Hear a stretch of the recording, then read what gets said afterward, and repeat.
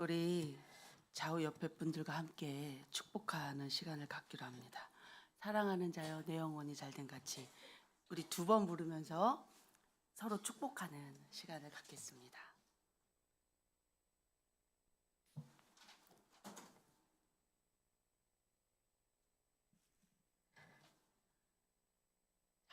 누구를 축복할까 주변을 돌아보세요.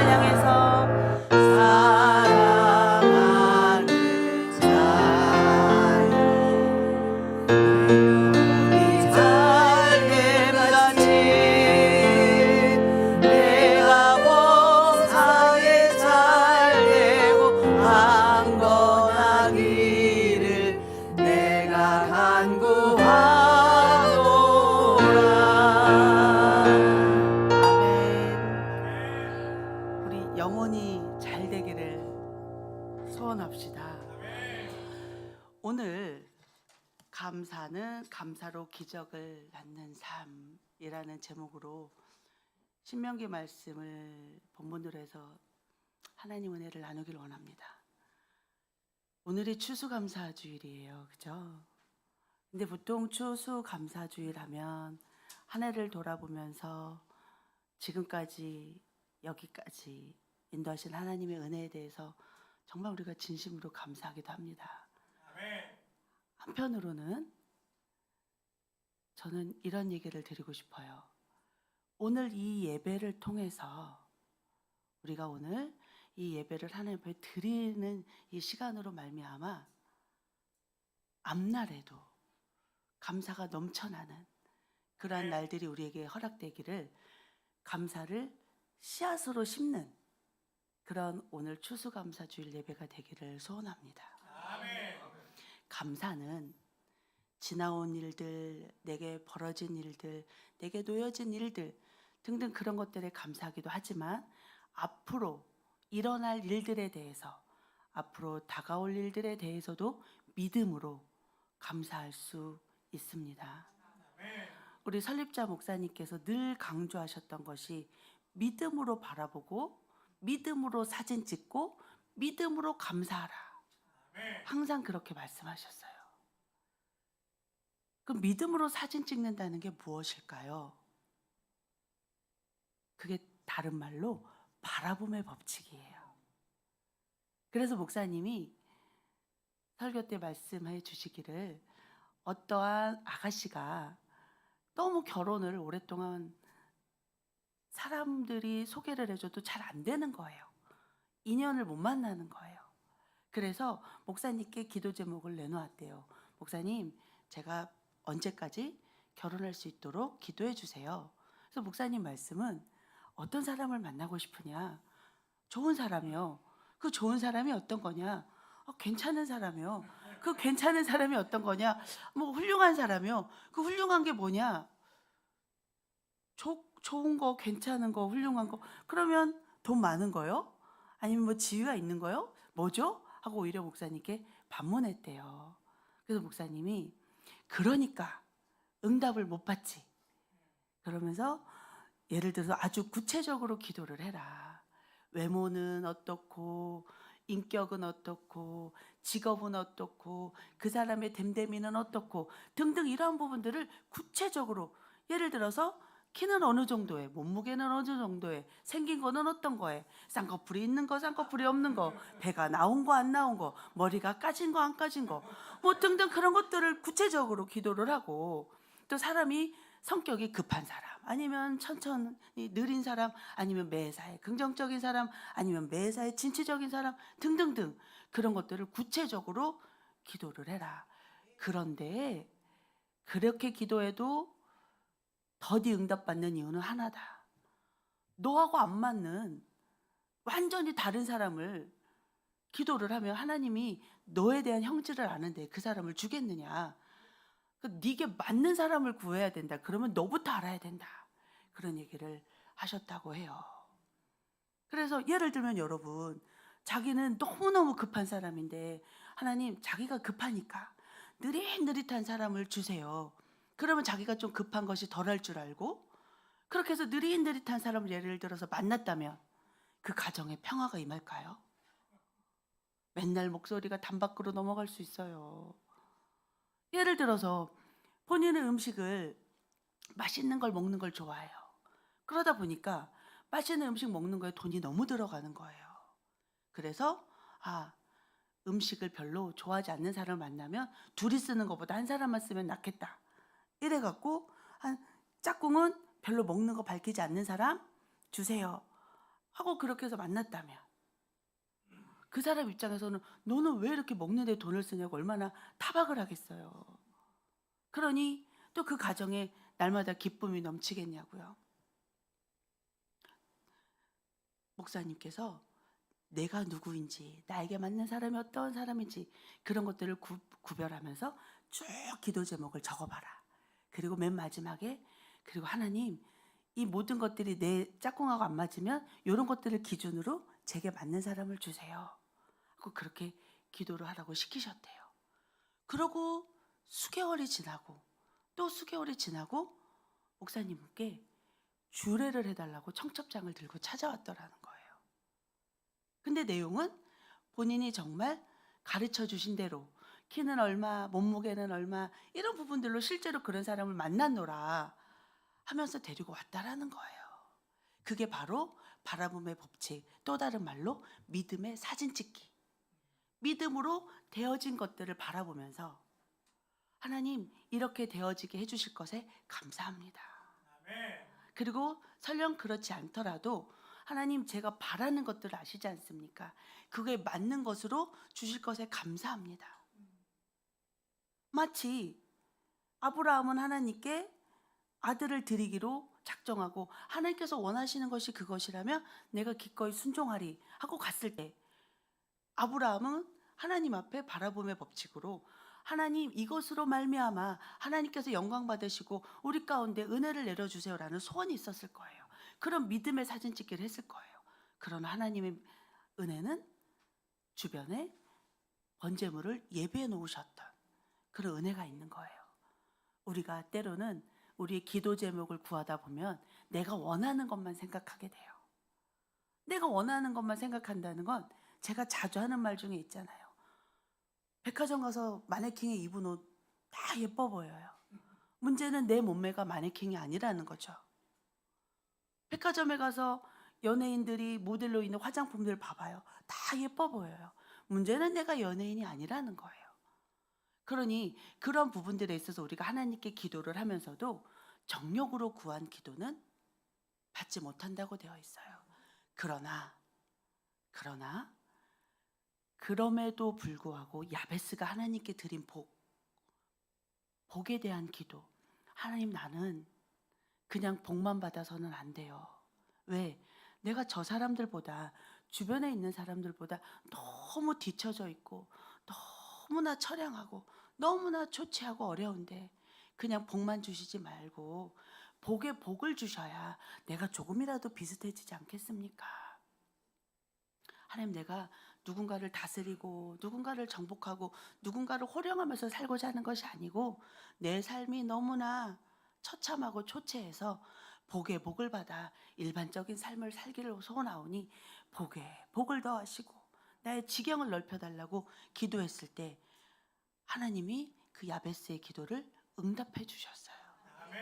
그러니 우리는 기도를 하면서도 믿음의 사진 찍기라고 기도를 하면서도 하나님 이 기도가 하나님 보시기에 합당하지 않는다 할지라도 제게 은혜 위에 은혜를 더하시고 복에 복을 더하시고 내 믿음의 지경을 넓혀주셔서 하나님과 함께 동행하는 그런 믿음의 사람으로 살면서 은혜를 누리고 이 가난과 이 질병과 이 저주를 벗어나 하나님의 아름다운 덕을 선전하는 그런 삶을 살 수 있도록, 전도자의 삶을 살 수 있도록, 하나님의 사랑을 나누는 통로가 되어줄 수 있도록 축복해 주세요 하고 기도한다면 하나님이 우리에게 합당한 은혜 위에 은혜를 더하실 줄 믿습니다.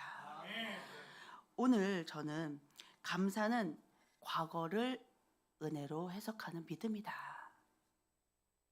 그래서 첫 번째, 감사는 과거를 은혜로 해석하는 믿음이다. 이것을 내용으로 얘기하고 싶어요. 자, 보세요. 감사는 과거를 은혜로 해석하는 믿음인데 우리가 지나온 삶을 돌아보면 즐거운 일만 있었는지, 행복한 일만 있었는지, 신나는 일만 있었는지, 사랑받고 인정받고 존귀함만을 받는 인생이었는지 생각해 보세요.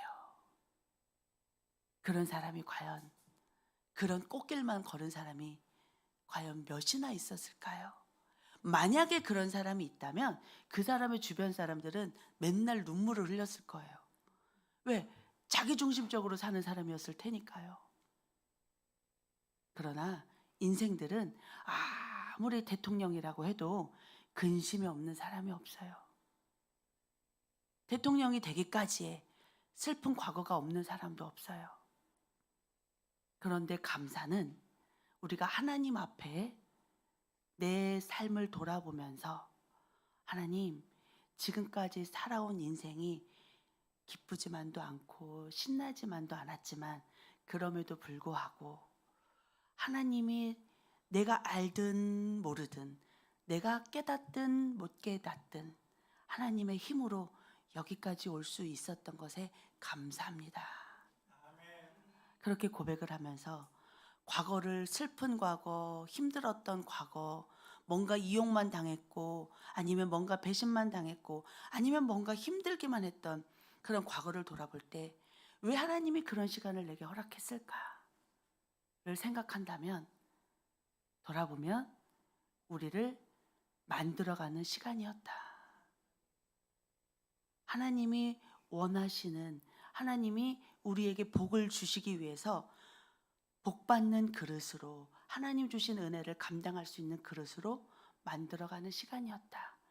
다른 말로는 하나님의 섭리가 역사하는 시간이었기에 우리가 감사를 과거에 대해서 할 수 있는 겁니다.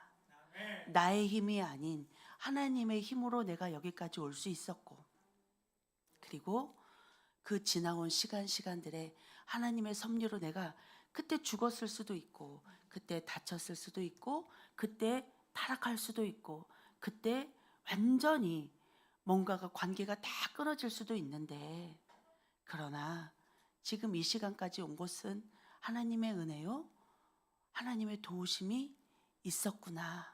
그리고 내가 깨닫든 못 깨닫든 하나님의 섭리가 나를 감싸고 있었던 것에 대해서 감사를 해야 되겠습니다. 그래서 우리는 상처를 바라보고 슬퍼하지 말고, 마음의 상처든 육신의 상처든 그것이 무엇이었던 간에 그 상처를 바라보고 힘들어할 것이 아니라, 애통해할 것이 아니라, 쓸쓸해할 것이 아니라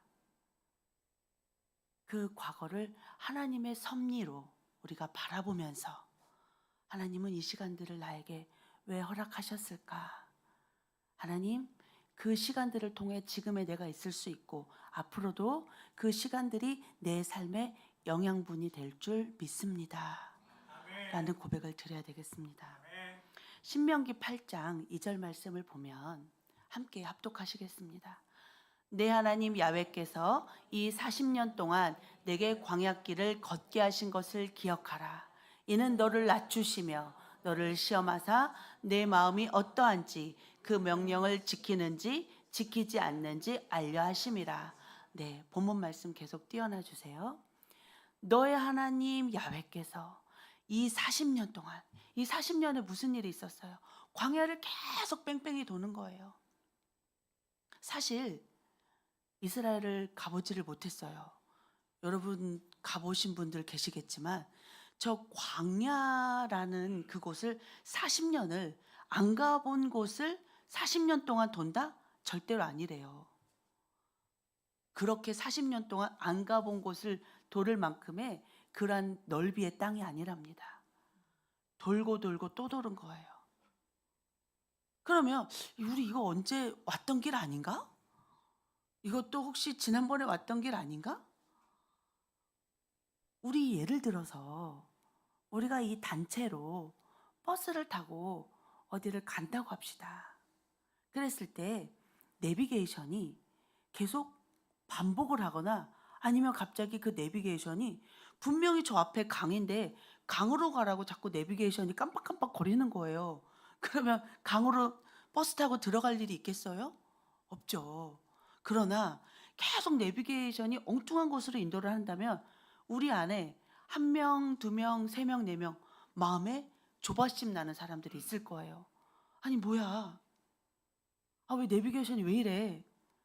그러다가 내비게이션이 계속 먹통이거나 엉뚱하면 무슨 생각을 하게 되겠어요? 아니, 이 팀 리더들은 답사 안 갔다 왔어? 어디로 가는지 몰라? 아, 그럼 알면 빨리 얘기를 해야지. 아, 뭐 하는 거야? 근데 답사를 갔다 온 사람도 여기가 거기 같고 거기가 저기 같고 모르겠다 그러면 아니 야유회를 오자는 거야 말자는 거야. 아니 날 새겠네. 웅성웅성하면서 기쁨과 즐거움이 충만한 게 아니고 불평과 투덜거림이 얼마나 많아지겠어요. 그런데 가자마자 도착해서 바로 식당 가서 뭐를 먹을 줄 알고 아무것도 음식을 준비를 안 한 거예요. 어머, 길은 뺑뺑이를 돌죠. 먹을 거는 없고 배는 꼬르륵 소리가 나죠. 생수 물도 안 줬어. 물도 없죠. 그러니 아니 차라리 학교에서 피자나 시켜 먹지. 아니 짜장면이나 탕수육 시켜 먹지. 아니면 치킨이나 먹지. 굳이 여기를 와갖고 왜? 얼마나 궁시렁대리겠어요. 그 40년이에요. 그 40년. 하나님이 40년 동안 어떻게 인도하셨어요? 불기둥과 구름기둥으로 인도하셨는데 걔네들이 직진으로 갈까봐 구름기둥과 불기둥으로 다른 데로 돌리셨을까요? 우리는 알 수가 없어요. 그러나 그 40년이란 시간 동안 광야의 길을 걷게 하셨대요. 그랬을 때 이스라엘 백성이 우리가 너무나 잘 알잖아요. 얼마나 궁시렁거렸어요. 고기가 먹고 싶다는 둥, 마늘이 먹고 싶다는 둥, 목이 마르다는 둥. 정말 그럼에도 불구하고 여러분 옷 40년 동안 입은 옷 있어요? 없죠. 신발 40년 신은 거 있어요? 없어요. 근데 그 40년을 걸으면서 하나님이 모든 걸 은혜 위에 은혜를 더하셨대요. 그런데 그렇게 하신 이유가 있으신 거예요. 그 이유는 하나님이 광야의 길을 40년을 걷게 하신 것을 기억하라.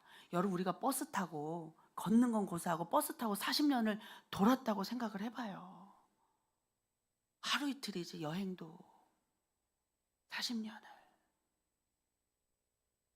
그런데 그 걷게 하신 것을 기억하는데 이유는 너를 낮추고 너를 시험하사 너의 마음이 어떠한지 그 명령을 지키는지 하나님이 알려고 그러셨대요.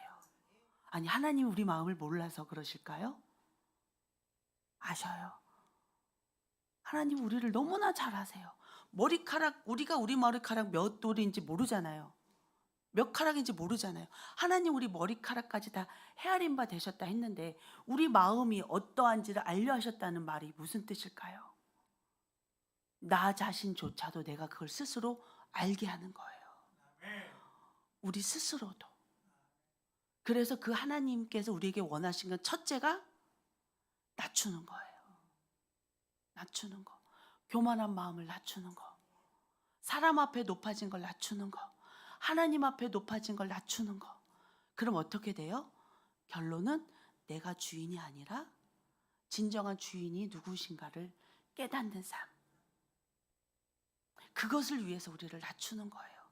우리가 뭔가가 승승장구한다면 다 내 맘대로 하겠죠. 근데 뭐가 꼬이고, 아무리 노력을 해도 또 꼬이고, 뭔가 준비를 해도 꼬이고. 예를 들어서 음식을 만들어요. 재료를 샀어요. 망했어요. 그래서 또 다른 재료를 좀 더 좋은 걸 샀어요. 그런데도 망했어요. 자꾸 재료비만 나가요. 그럼 어떡하겠어요? 인터넷으로 찾아보거나 음식을 잘 맞는 사람들한테 물어보거나 등등 뭔가를 귀를 기울이고 듣는 자세를 취하겠죠. 계속 음식을 망하는데, 그것처럼 내가 무엇을 해도 안 될 때는 내가 마음이 깨지는 거예요. 낮아지는 거예요. 내 뜻대로 안 되면 당장은 우락부락하고 힘들지만 내가 깨지고 있는 거예요. 내 아성이 깨지고 있는 거예요. 내 고집이 깨지고 있는 거예요. 내가 원하는 것들, 내가 바라는 것들, 내가 기대치, 그것들이 다 깨지는 거예요. 그래서 내가 바라는 것도 그 기준이 점점 낮아지는 거예요. 낮아지다가 나중에 하나님 뜻대로 하세요. 하나님 마음대로 하세요. 하나님 원하시는 게 도대체 뭐예요? 그제서야. 그러면서 시간이 지나면 그것조차도 하나님 제발 저를 버리지만 말아주세요. 하나님 제발 저를 떠나지만 말아주세요. 하나님 제발 하나님께 제가 붙어있게 해주세요. 이게 완전 바뀌어지는 거예요. 그 시간이 우리도 40년이 된다면 우리 나이에 더하기 40년 하면 어떻게 되는 거예요? 그러니까 오늘이 40년의 끝날이 되기를 바라죠. 그죠? 아직 40살 안 된 요엘이는 어떡하지? 그러니까 사람마다의 이 40년이라는 건 딱 40년이 아니라 사람마다 하나님이 다루심의 시간들이 있다라는 거죠. 그랬을 때 그 시험이 끝나는 시간은 내가 낮춰지고, 누구 앞에서? 하나님 앞에서 낮춰지고, 무엇이? 내 마음이 하나님 앞에 낮춰지고, 그리고 어떠한 시험을 당하더라도 그것이 마귀의 유혹이든 아니면 하나님이 나를 시험하시는 것이든 그거에서 내 마음을 또 지켜서, 무엇으로부터? 유혹으로부터, 시험으로부터 지켜서 어떻게 한다? 하나님 말씀대로 내가 살려고 몸부림치는지, 호의호식하라 하려고 따라가는지, 아니면 그럼에도 불구하고 하나님 말씀 앞에 엎드려 내가 몸부림치는지, 그걸 하나님이 알려 하신다는 거예요. 내 태도를 보려고 하신다는 거예요. 지금 네가 어디에 서 있느냐? 지금 너의 위치가 어디에 있느냐? 하나님 앞에 엎드려 있느냐? 아니면 세상 줄에 가서 엎드려 있느냐? 그거를 알려 하신다는 거예요. 그것은 마치 사단이 하나님, 욥이 까닭 없이 하나님을 경외하겠습니까? 그거와 같은 거예요. 그런데 욥이 그럼에도 불구하고 하나님 앞에 소원하기를 내가 귀족과 같이 하나님 앞에 서리라. 캐톨릭 성경에는 그렇게 번역이 돼 있어요. 귀족과 같이 내가 하나님 앞에 서리라. 귀족은 어떤 자들이에요? 왕 앞에 나아갈 때 귀족들은 항상 매무새를 가다듬고 품위를 지키는 거예요. 그것처럼 나는 하나님 안에 구별된 자로서 하나님 앞에 그렇게 내가 어떠한 모습이든 간에 하나님 앞에 있으리라. 내가 변질되지 아니하고 하나님 앞에 있으리라. 그런 자세로 있었다라는 거예요. 그렇게 하나님이 사람과 마귀와 천사들 앞에서 욥의 시험을 봤던 것처럼 우리 각자도 하나님이 알려하셨다라는 거예요. 그렇게 하나님이 영광 받으시는 거예요. 신명기 8장 17절 18절 말씀 보겠습니다. 함께 합독합시다. 그러나 너가 마음에 이르기를 내 능력과 내 손의 힘으로 내가 이 재물을 얻었다 말할 것이라. 내 하나님 야훼를 기억하라. 그가 내게 재물 얻을 능력을 주셨음이라. 이같이 하심은 내 조상들에게 맹세하신 언약을 오늘과 같이 이루려 하심이라. 네, 본문 말씀 띄워놔 주세요. 보세요. 우리가 마음에 이르기를 내 능력과 내 손의 힘으로 내가 이 재물을 얻었다 말할 것이라는 거예요. 예를 들면 TV 프로그램에 뭐 생활의 갑부인가 뭐 이런 것들이 있더라고요. 그러면 생활의 달인, 생활의 뭐 갑부, 그래서 뭐 대박 식당 이런 것들 보면 예를 들면 아주 뛰어난 레시피를 가지고 맛있는 음식을 만들어서 전국에서 사람이 오게 하는 식당이 있다고 합시다. 그 주인이 두 가지 버전으로 생각할 수 있어요. 아, 내가 개발한 레시피, 내가 시행착오를 겪어서 만든 그 레시피로 음식을 맛있게 만들었더니, 그리고 내가 수고하고 애쓰고 힘들어서 며칠씩 이 재료를 준비하고 그래서 만들었더니 이렇게 대박 식당이 됐습니다 라고 인터뷰하는 사람도 있을 것이고, 또는 나는 좀 다른 걸 만들고 싶어서 고민하고 기도하고 하나님 지혜를 주세요, 지혜를 주세요 했고, 어느 날 뭔가 이렇게 마음을 주셔서 그 방법을 사용해 봤더니 지금의 레시피가 됐습니다라고 하나님께 영광을 돌리는 사람도 있겠죠. 우리는 어느 자리에 있습니까? 그런데 오늘 본문 지금 8장 17절 말씀에서는 내 능력과 내 손의 힘으로 내가 이 재물을 얻었다 말할 것이라. 너의 하나님 야훼를 기억하라. 그가 우리에게 너에게 재물 얻을 능력을 주셨습니다. 이같이 하시면 너의 조상들에게 맹세하신 언약을 오늘과 같이 이루려 하심이라. 자, 추수감사주일은 내가 여기까지 온 것이 아니라 하나님의 은혜로 하나님이 내게 건강 주시고 내게 힘 주시고 내 마음을 지켜주시고 여러 가운데 이 모양 저 모양으로 하나님께서 은혜와 복을 주셨기에 지금 내가 있습니다 라는 삶의 그 시간에 감사를 드리는 날이요. 또 앞으로도 앞날 가운데도 하나님 앞으로도 부족한 저를 은혜를 베푸시고 긍휼을 베풀어 주셔서 내년에도 내후년에도 내가 하나님께 감사의 예물을 드리고 감사의 제사를 드릴 수 있는 그러한 자녀로서 함께해 주실 것에 감사합니다. 이렇게 감사의 씨앗을 심는 그런 추수감사 주일이 되기를 소원합니다. 또 말씀 하나 찾기를 원합니다. 시편 103편 2절 말씀 보면 내 영혼아 야훼를 송축하라. 그의 모든 은택을 잊지 말지어다. 자, 다 함께 큰 소리로 합독합시다. 내 영혼아 야훼를 송축하며 그의 모든 은택을 잊지 말지어다. 한 번 더. 내 영혼아 야훼를 송축하며 그의 모든 은택을 잊지 말지어다. 한 번 더. 내 영혼아 야훼를 송축하며 그의 모든 은택을 잊지 말지어다. 네, 야훼를 송축하며 그의 모든 은택을 잊지 말래요. 그런데 문제는 받은 은택이 없다고 생각하는 게 문제인 거죠. 자꾸 투덜거리게 되고 자꾸 불평하게 되고 왜 그러느냐? 왜 그러느냐? 왜 그럴까요?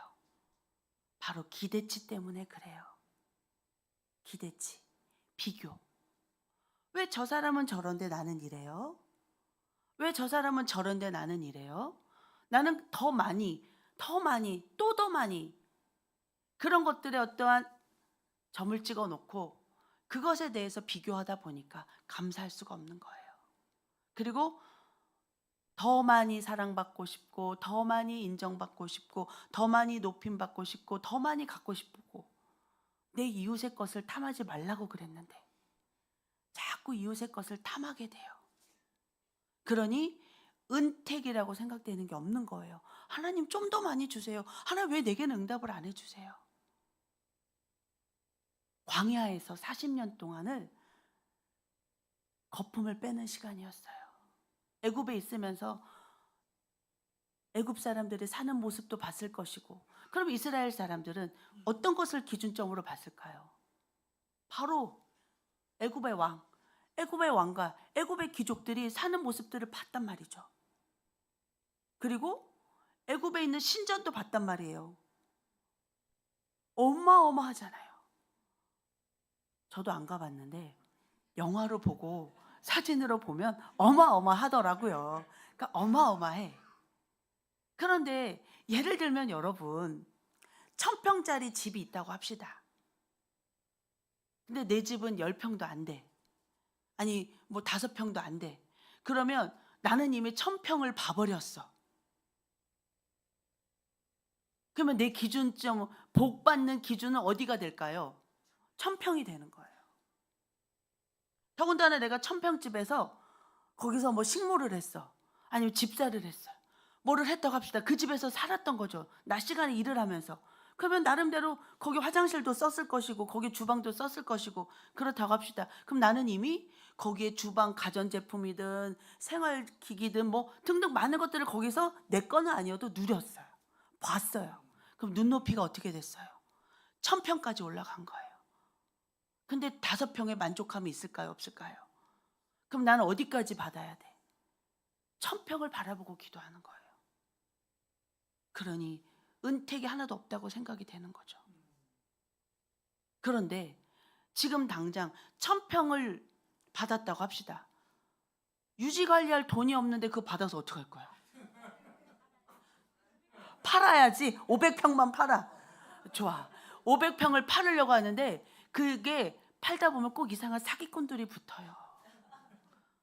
무슨 말이냐면 내가 관리할 수 있는 능력이 있어야 된다라는 거예요. 1000평의 집을 살려면 유지할 수 있는 그만큼의 더 많은 재산이 있고 더 많은 능력이 있어야만 그 1000평을 내가 혼자서 그거 쓸고 닦고 하려고 해봐요. 그거 몇 시간 걸릴까요? 방 닦는 것만 해도. 그죠? 로봇 청소기 살 돈도 없어. 로봇 청소기 한 대 갖고도 안 될 수 있어요. 1000평을 하려면. 거기다가 난방비, 냉방비 뭐 등등등등. 무슨 말이냐? 내가 주변 사람들이 가지고 있는 것을 딱 찍어 놓고 나도 저와 같이 되게 해주세요라고 하지 말라고요.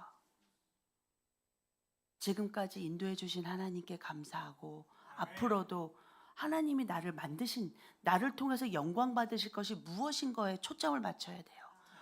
이 세대를 본받지 말고 이 세대를 기준점 삼지 말고 그렇다고 맨날 5평에 살으라는 게 아니에요. 그 나라와 그의 의를 먼저 구하면 하나님께서 나머지 것을 더하신다 하셨어요. 우리가 훈련을 받고 또 하나님으로부터 교육을 받고 연단을 받고 준비되어져 가다 보면 준비되어진 만큼의 하나님의 일을 맡겨주셔요. 그리고 또 더 나아가서 내가 부족하더라도 어떤 일을 맡기실 때는 하나님이 또 그것에 맞는 은혜와 능력을 부어주셔요. 그래서 세상에 가지고 있는 것을 기준점을 삼고 복을 구할 것이 아니라 하나님을 기준으로 하나님을 바라보고 하나님을 앙망하며 그 하나님께서 나를 버리지 아니하고 나와 동행하시고 나를 구원해 주시고 때마다 시마다 위로해 주시고 환난에서 건져 주시는 것에 감사하고 앞날 가운데도 그렇게 하나님의 은혜로 내 삶에 간섭해 주실 것을 감사해야 될 줄 믿습니다. 고린도전서 1장 26절에서 29절 말씀 보면 형제들아 너희를 부르심을 보라. 육체를 따라 지혜로운 자가 많지 아니하며 능한 자가 많지 아니하며 문벌 좋은 자가 많지 아니하도다. 그러나 하나님께서 세상에 미련한 것들을 택하사 지혜 있는 자들을 부끄럽게 하려 하시고 28절이요. 그 세상에 약한 것들을 택하사 강한 것들을 부끄럽게 하려 하시며 하나님께서 세상에 천한 것들과 멸시받는 것들과 없는 것들을 택하사 있는 것들을 패하려 하시나니 이는 아무 육체도 하나님 앞에서 자랑하지 못하게 하려 하심이라. 너무 소망이 되지 않아요, 여러분? 다시 26절 보여주세요. 너희 부르심을 봐라. 우리를 부르신 걸 보래요. 육체를 따라 지혜로운 자 많지 않대요. 또 능한 자도 많지 않대요. 문벌 좋은 자도 많지 않대요. 근데 하나님이 그런 자들을 불렀대요. 볼품도 없고 연약하고 힘없고 능력도 없는 자들을 불렀대요. 그런데 그 이유가 너는 볼품 없어도 돼. 너는 능력이 없어도 돼. 너는 무식해도 돼. 너는 못생겨도 돼. 너는 연약해도 돼. 그런데 왜? 그 능력은 하나님께 있으니까요. 그럼 중요한 건 뭐다? 아까 신명기 8장 말씀처럼 하나님 앞에서 낮추는 자세가 있어야 된다라는 거예요. 어떠한 환난과 시험을 만나도 하나님 말씀 앞에 머무는 자세가 있어야 된다라는 거예요. 그러면 하나님께서 세상에 미련한 것들을 택하사 지혜 있는 자들을 부끄럽게 하신대요. 넘겨주세요. 그리고 약한 것들을 택하사 강한 것들을 부끄럽게 하신대요. 또 세상에 천한 것들과 멸시받는 것들을 택하사 있는 것들을 패하신대요. 그러면서 아무 육체도 하나님 앞에서 자랑하지 못하게 하려 하신대요. 여러분, 천하고 멸시받는 자들을 택해서 있는 것들을 패한다는 게 쉬운 일이에요? 그러나 우리는 성경에서 볼 수 있어요. 많은 자들을 볼 수 있잖아요.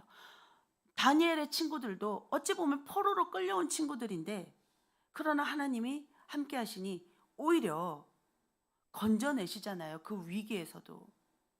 또 예루살렘에서도 예수님 제자들 어찌 보면 쫓기는 자들이고 죽음을 위협받는 자들이에요. 그러나 그 예수님의 제자들을 통해서 하나님의 살아계심을 나타내잖아요. 우리를 보세요. 우리 중에 뭐 육체로 볼 때 미스 코리아가 있기를 해, 미스터 코리아가 있기를 해. 아니 미스 코리아는 둘째 치고 동네 미스 진도 없잖아. 아 저기 한 사람은 있구나. 저 예쁜 사람 있지. 죄송. 그래도 그리고 우리가 무슨 뭐 자기 통장에 100억 있는 사람 있어도 손들지 마세요. 시험 드니까. 뭐 100억이 있기를 해. 뭐 1000평에 사는 사람 있어요? 뭐 시골 땅 말고 뭐 산 같은 거 말고. 근데 멸시받고 천대받고 막 가정에 여러분 집에서 네가 우리 집의 시조다. 우리 집의 가문의 영광이다. 막 이러면서 처음부터 떠받드는 사람이 어디 있겠냐고요. 근데 시간들이 지나면서 하나님이 하신다라는 거예요. 있는 것들을 빼신다는 거예요. 왜? 하나님이 영광 받으시기 위해서. 혹여라도 그래서 우리는 매 순간 진정한 감사가 뭐냐? 내 주제 파악을 하는 거예요. 진짜 감사는 내 주제 파악하는 거. 그리고 더 주제 파악이 안 되겠거든. 나의 기원을 생각하는 거예요. 시작점이 어디였는가? 이스라엘 백성들의 시작점은 노예였어요. 여러분 우리의 시작점을 잊지 마세요. 예수 믿기 전에 시작점을 잊지 마세요. 그런데 지금 지나고 보면 그 과정들이 있지만 그것들 가운데 하나님께 감사할 것들이 많다라는 거예요. 두 번째로 감사는 현재를 믿음으로 바라보는 창조적인 고백이다. 왜? 왜 현재를 믿음으로 바라보는 창조적인 고백이 되느냐? 자, 히브리서 13장 8절 말씀. 예수 그리스도는 어제나 오늘이나 영원토록 동일하시다. 하나님은 어제나 오늘이나 영원토록 동일하시기 때문에 그 예수님 당시에 병자들을 고쳤고, 예수님 당시에 오병이어의 기적을 베푸셨고, 예수님 당시에 많은 일들을 하셨으면서 또 예수님께서 우는 자들, 특별히 과부가 아들이 죽어서 울고 있을 때 울지 마라 하면서 그걸로 끝난 것이 아니라 아들을 살려주셨어요. 슬픔의 근원을 해결해 주셨다라는 거예요. 그 예수님이 어제나 오늘이나 영원토록 동일하시다라는 거예요. 그러니 그 하나님이 내 하나님이잖아요. 나의 아버지고. 근데 더 감사한 건 그 하나님이 성령님으로 이 땅에 오셔서 우리와 친히 내주교통 충만케 하신다라는 거죠. 그게 얼마나 감사한 일이에요. 이사야 41장 10절 말씀을 보면 두려워하지 말라. 내가 너와 함께함이라. 놀라지 말라. 나는 너의 하나님이 됨이라. 내가 너를 굳세게 하리라. 참으로 너를 도와주리라. 참으로 나의 의로운 오른손으로 너를 붙들리라. 두려워하지 말래요. 그런데 여러분 잊지 마세요. 인생을 주도하는 큰 감정이 있어요. 그게 바로 두려움이에요. 인생을 주도하는 큰 감정의 하나가 두려움이다. 그러면 또 인생을 주도하는 큰 감정의 하나가 뭐냐? 사랑이에요. 사랑과 두려움. 하나님은 사랑하시기 때문에, 우리를 사랑하시기 때문에 생명을 주고 풍성히 얻게 하셔요. 근데 마귀는 죽이고 멸망시키는데 우리에게 어떻게? 두려움을 줘서 그 길로 몰아가는 거예요. 내가 시험을 못 봐서, 아니면 내가 혹시 망해서 이렇게 되면 어떡하지?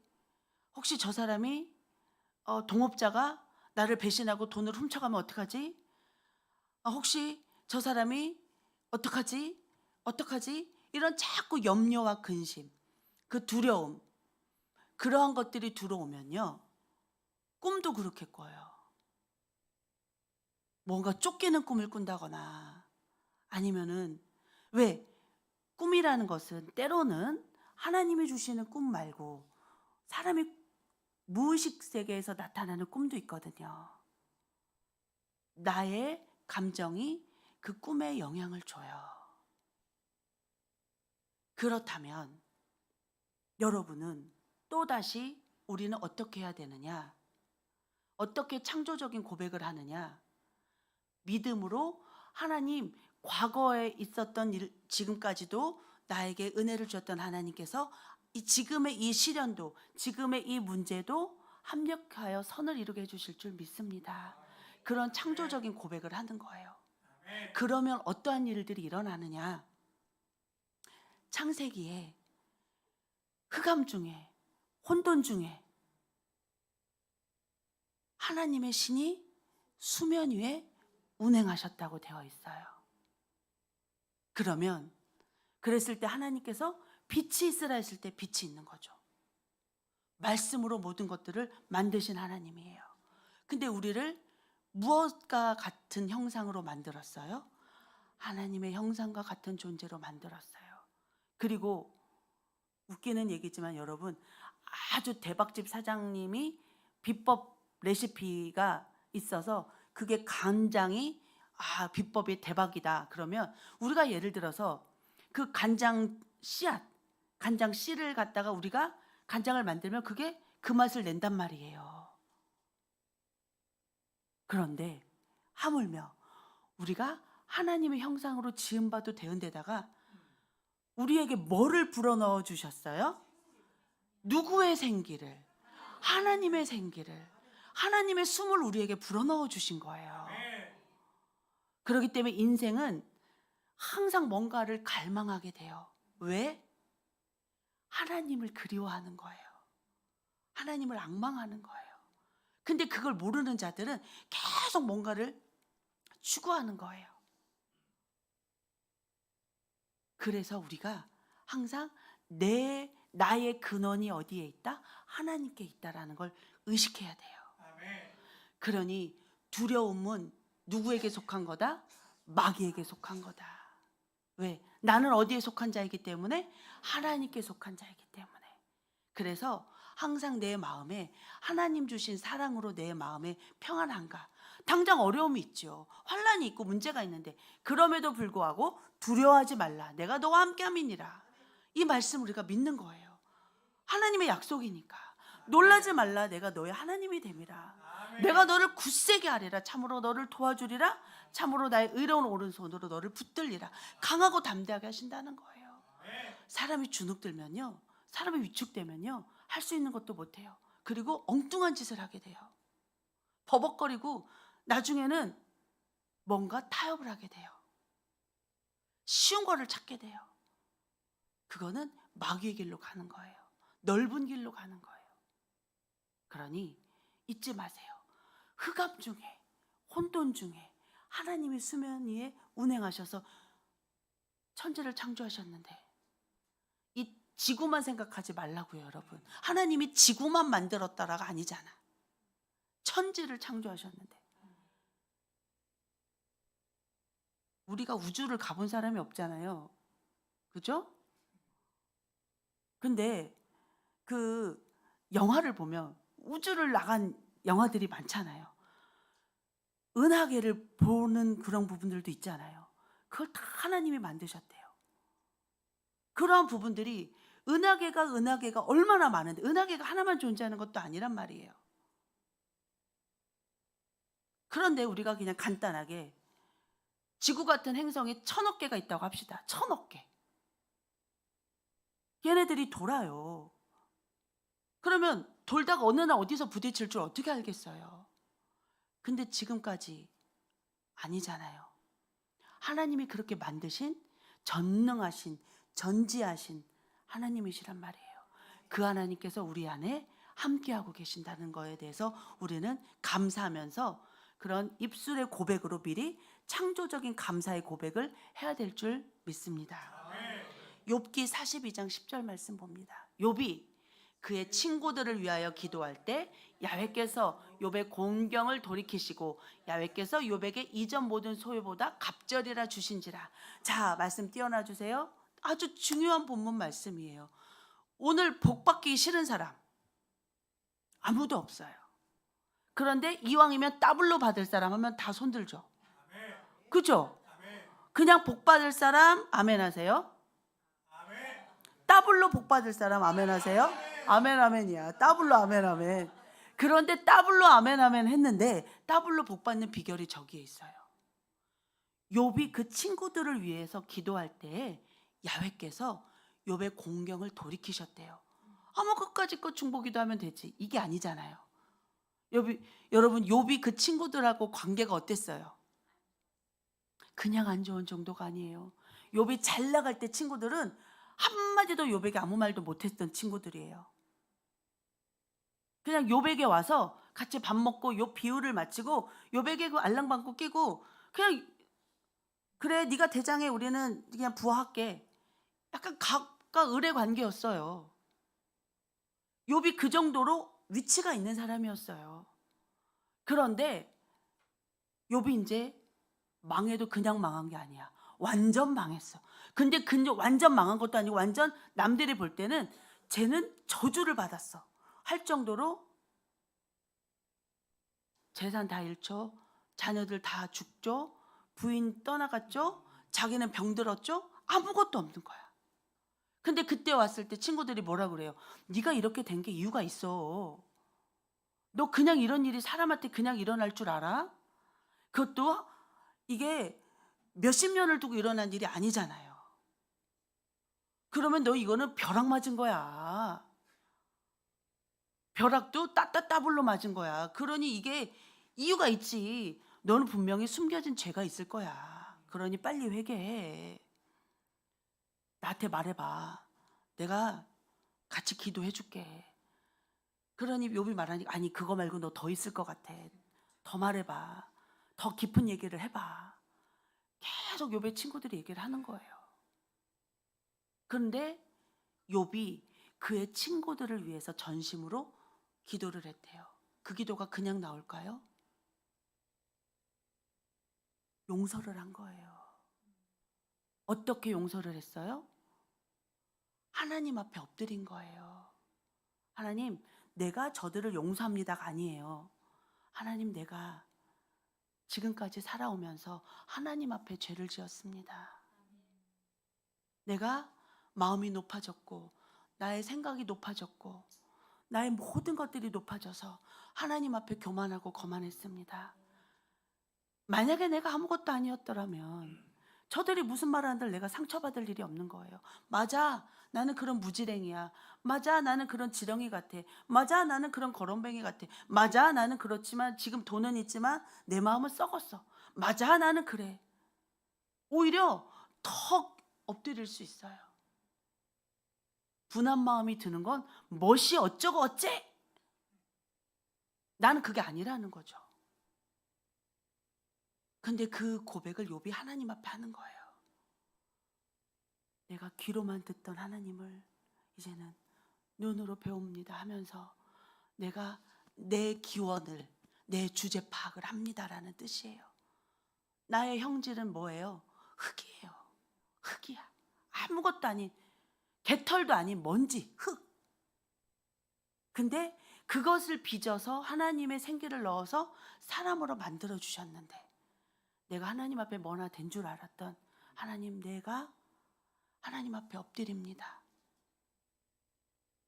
그래서 그 친구들의 문제가 아니라 나를 깨닫게 하시고 나를 고치시고 나를 하나님의 합당한, 하나님께서 영광 받으시는 그런 그릇으로 만드시고자 저들을 오히려 사용하게 하셨으니, 하나님, 저들을 위해서 내가 기도합니다.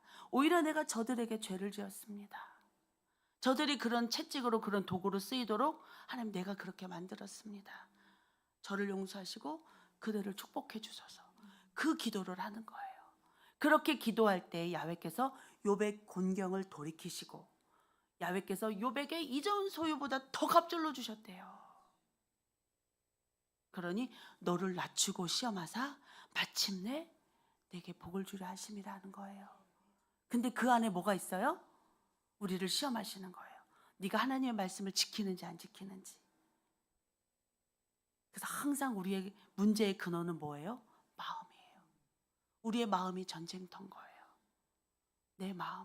그래서 마음을 지키는 자가 성을 빼앗는 자보다 낫다라고 말씀을 하시는 거예요. 예레미야 33장 3절 말씀을 보면, 너는 내게 부르짖으라. 내가 내게 응답하겠고 내가 알지 못하는 크고 은밀한 일을 내게 보이리라. 알지 못하는 크고 은밀한 일을 보이신대요. 우리 삶 가운데 일어나는 일들이 좋은 일만 있으면 얼마나 좋겠습니까? 근데 너무나 좋은 일만 있어도 저주예요. 왜? 자기 주제 파악을 못하고 하나님 앞에 엎드리지 못하니까. 우리는, 인생은 참 복을 받으면 받을수록 하나님 앞에 엎드리는 자였으면 얼마나 좋을까요? 그러나 인생이 참 복을 받으면 받을수록 고개를 쳐들고, 그러니 고개를 쳐들고 두더지가 떡 올랐을 때 그거 톡 맞고, 이쪽 올랐을 때 톡 맞고. 어떤 거는 여러분 두더지 잡기 해보셨죠? 두더지 잡기 했을 때 한 번을 딱 때리는데 천천히 넣을 때 하나씩만 딱딱 때려요. 그죠? 근데 이놈이 이제 속도가 점점 빨라진단 말이에요. 그럼 여러분 어떻게 해요? 하나를 막 어떤 거 막 두 번, 세 번, 네 번 막 정신없이 막, 그죠? 안 그래요? 하나님 앞에서도 우리가 뭔 말이 안 해도 되죠?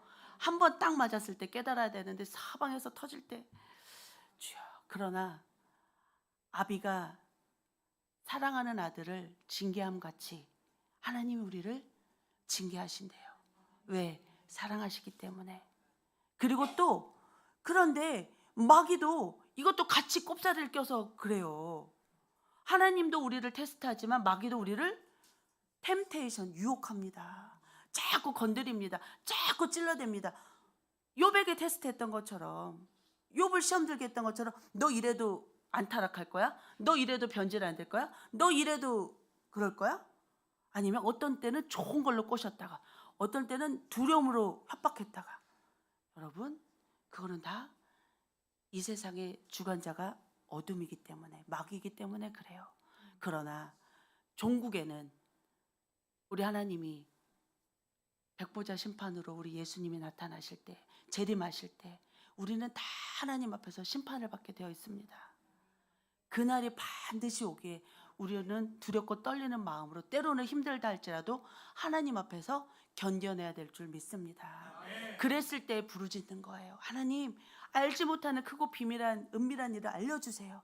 이걸 감당할 수 있는 힘을 주세요. 하나님, 이거를 어떻게 해야 됩니까? 보여주세요. 부르짖으라는 거예요. 때로는 너무 힘들면 부르짖는 게 안 될 때도 있어요. 그러면 여러분, 소리로만 부르짖는 게 아니라 마음속으로, 가슴 터져라, 마음속으로 부르짖으세요. 창자가 끊어져라, 목소리로만 부르짖지 마세요. 여러분, 마음속으로 창자가 끊어지게 부르짖으세요. 그래서 저는 가끔 기도할 때 속이 터질 때가 있거든요. 그러면 오히려 속으로, 우리 그 창호지 문이 있죠, 창문, 그거 빵꾸 뻘 뚫듯이 이 공중이 창호지로 덮였다고 생각해 보세요. 마치 마귀가 공중 권세를 잡았잖아요. 그거를 우리가 창문을 빵꾸 뻑 뚫듯이 나의 지금의 이 하나님을 부르짖는 그 주여라는 기도가 아버지 주여 예수님 부르는 이게 그 마귀를 빵꾸를 빵빵빵 뚫고 하나님께 올라가는 그걸 상상하면서 기도해요. 속으로 말은 안 해도 정말 내 온 마음과 온 힘과 그 나의 할 수 있는 최선을 다해서 집중해서 그걸 뚫고 올라간다는 그런 심령으로 기도해요. 그렇게 부르짖어요. 여러분 소리로만 부르짖지 말고 내 마음으로 정말 공중권세를 뚫고 올라간다. 그러면 어떤 날은 레이저 한 줄 같겠지만 어떤 때는 어마어마한 분량의 레이저로 뚫고 올라갈 수 있는 거예요. 여러분 우리의 삼겹줄은 끊어지지 않는 데 있어요. 그죠? 한 명은 천을 쫓고 둘은 만을 쫓는데요. 우리가 모여서 기도할 때 어떤 일들이 일어나겠어요? 생각해 보세요. 우리가 쭈쭈 할 때 공중권세에 마귀가 구멍이 빵빵 난다고 생각해 봅시다. 빵빵빵빵 빵꾸 터지다가 너덜너덜해갖고 우리가 기도하는 그 지역에 공중권세가 물러가는 거예요. 그게 영적 전쟁인 거예요. 그 우리가 기도하는 그 지역에 하늘문이 열리는 거예요. 그게 우리가 기도하는 거예요. 그게 하나님의 통로가 되는 거예요. 세 번째, 감사는 미래를 여는 비전의 통로이다. 감사는 미래를 여는 비전의 통로래요. 자, 골로새서 4장 2절 말씀. 기도를 계속하고 기도에 감사함으로 깨어있으라. 자, 다시 한번 큰 목소리로 함께 합독합시다. 기도를 계속하고 기도에 감사함으로 깨어있으라. 한 번 더. 기도를 계속하고 기도에 감사함으로 깨어있으라. 자, 여러분 왜 기도에 감사함으로 깨어있으래요? 그냥 깨어있는 것도 아니고 감사함으로 깨어있으래요. 왜? 우리가 기도하고 1초 뒤에 다 응답받으면 할렐루야죠. 근데 이게 시간이 걸릴 때도 있단 말이에요. 그러면 시간이 걸리면 낙심이 된단 말이에요. 낙심이 되면 때로는 침륜에 빠지기도 한단 말이에요. 그리고 때로는 그 자리를 떠나가기도 한단 말이에요. 그렇기 때문에 하나님께서 우리에게 말씀하시기를 기도를 계속하고 기도에 감사함으로 깨어있으래요. 왜 깨어있어요? 불평불만하지 말고 내가 마음을 지키고 깨어있으라는 거예요. 감사함으로. 하나님 오늘은 아니지만 조금 있다가 아니면 내일이라도 응답해 주실 것에 감사. 내일 됐어. 하나님 또 이루어 주실 것에 감사. 계속 감사. 그럼에도 감사. 그저 감사. 그렇게 간다라는 거예요. 그러면서 지금 안 된 이유는 내가 아직 그릇이 안 됐지만 나의 그릇을 받을 그릇으로 바꿔주실 것에 감사. 돕는 사람 붙여주실 것에 감사. 하나님 바뀌어서 하나님 영광 받으실 것에 감사. 그것이 아니더라도 더 좋은 것 주실 것에 감사. 그저 감사라는 거예요. 그저 감사. 데살로니가전서 5장 16절 18절 말씀을 보면 항상 기뻐하라. 쉬지 말고 기도하라. 범사에 감사하라. 이것이 그리스도 예수 안에서 너희를 향하신 하나님의 뜻이니라. 왜? 하나님이 함께 하시고 도와주실 것이기 때문에 반드시 잘 되고 잘 될 것이기 때문에 그것이 하나님의 뜻이기에 너희를 향한 생각은 내가 하나니 재앙이 아니라 평안이거든요. 그 하나님의 뜻은 우리가 항상 기뻐하고 쉬지 말고 기도하고 범사에 감사하는데 어떻게? 기도에 감사하면서 깨어있으라는 거예요. 깨어있으라는 거예요. 왜?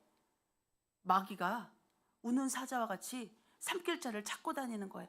가라지 뿌리려고. 근데 깨어있어서 가라지를 어떻게 해야 돼요? 성령의 불로 태워버려야지. 성령의 불로 태워버려야 되는 거예요. 시편 50편 23절 말씀 보면 감사로 제사를 드리는 자가 나를 영화롭게 하나니 그의 행위를 옳게 하는 자에게 내가 무엇을 보이리라? 하나님의 구원을 보이리라. 자, 감사로 제사를 드리는 자가 나를 영화롭게 하나니 그의 행위를 옳게 하는 자에게 내가 하나님의 구원을 보이리라. 이 본문 말씀 띄워놔 주세요. 물론 감사는 여러분 하나님 앞에 물질로 아니면 우리가 어떤 헌신으로 감사할 수 있어요. 그런데 가장 큰 감사가 뭔지 아세요? 우리 마음의 감사예요. 전심을 다하는 마음의 감사. 진심으로 내 주제 파악을 하고 나의 기원을 알고 하나님 내가 이거였는데 내가 이거밖에 안 됐는데 이렇게 지금은 예수를 믿고 하나님의 자녀를 삼아주신 것에 감사. 거기서부터 감사가 시작되어져야 되는 거예요. 가장 근원에서부터. 아니 예수님 안 보내줬으면 어떡할 거예요? 예수님 이 땅에 안 보내줬으면 우리는 어떻게 할 거냐고. 지금도 제사를 드리고 있겠죠. 근데 그 제사를 드리더라도 그게 아주 습관적으로 구원을 못 받을 수 있단 말이에요. 이스라엘이 아니니까 성막이 없을 수도 있잖아요. 아니 여기서 이스라엘까지 갈 거예요? 죄 지을 때마다? 뭔 돈으로 갈 거예요, 이스라엘로? 그런데 예수님이 오셨단 말이에요. 근데 그 예수가 왔어도 나랑 상관없으면 소용이 없는데 나를 구원해 주시니, 나를 예수 믿게 해주시니 감사.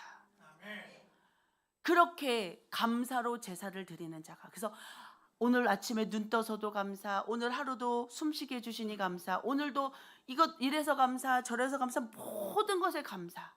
그러니 감사로 제사를 드린 자가 나를 영화롭게 하나니 그의 행위를 옳게 하는 자에게, 행위가 하나님 앞에 너를 낮추고 시험하사 우리가 마음을 낮추고 항상 하나님 말씀 앞에 머물고 그 말씀을 지키려고 몸부림치고 그럴 때 하나님의 구원을 보이신다라는 거예요.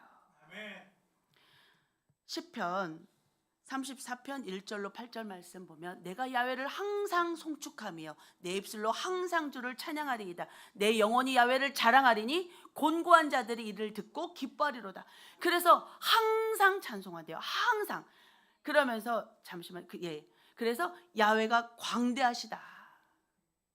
그러면 자 여러분 우리에게 마가복음 넘어가서 마가복음 11장 24절 말씀 주세요. 마가복음 11장. 네, 내가 너희에게 이르노니 심판날에 소돔 땅이 너보다 견디기 쉬우니라 하시니라. 자 보세요. 띄어놔 주세요. 심판날에 소돔 땅이 나보다 견디기 쉽다는 말이 무슨 말이에요? 우리가 소돔과 고모라 어떻게 됐어요? 유황불로 다 멸망당했죠. 멸망당했어. 근데 그게 더 쉽다는 건 우리가 완전히 저주받고 끝난다는 거예요.